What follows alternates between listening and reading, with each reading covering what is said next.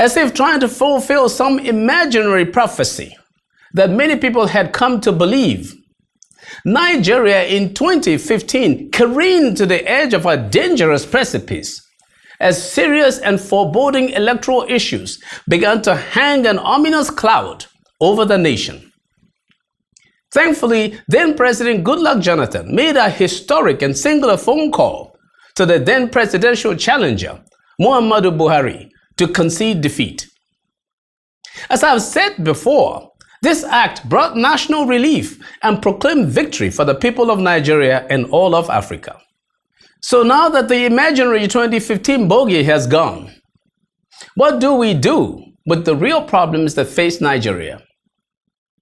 As you know, these include not just insecurity and corruption, but low crude oil prices and related problems in weak aggregate government earnings in the face of rising debt service. President Buhari remains dogged in fighting corruption, even as corruption appears to be pushing back, as some people are asking him to pedal softly on the matter. I think people should stand to encourage the president in this. If the president can stop the hemorrhaging, then he will find it easier driving faster. I trust the president's eye is on the ball because the economy is ailing critically.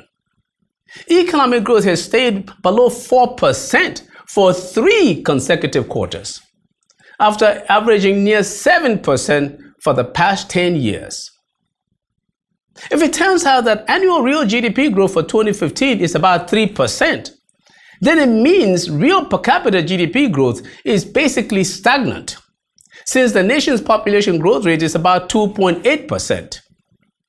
A stagnant real per capita growth rate is a real confirmation that there is rising unemployment and low income growth.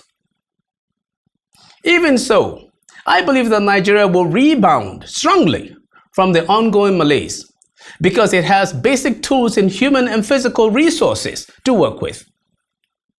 The real reason for much of the current disquiet in the country is that people are having a hard time adjusting to a new normal.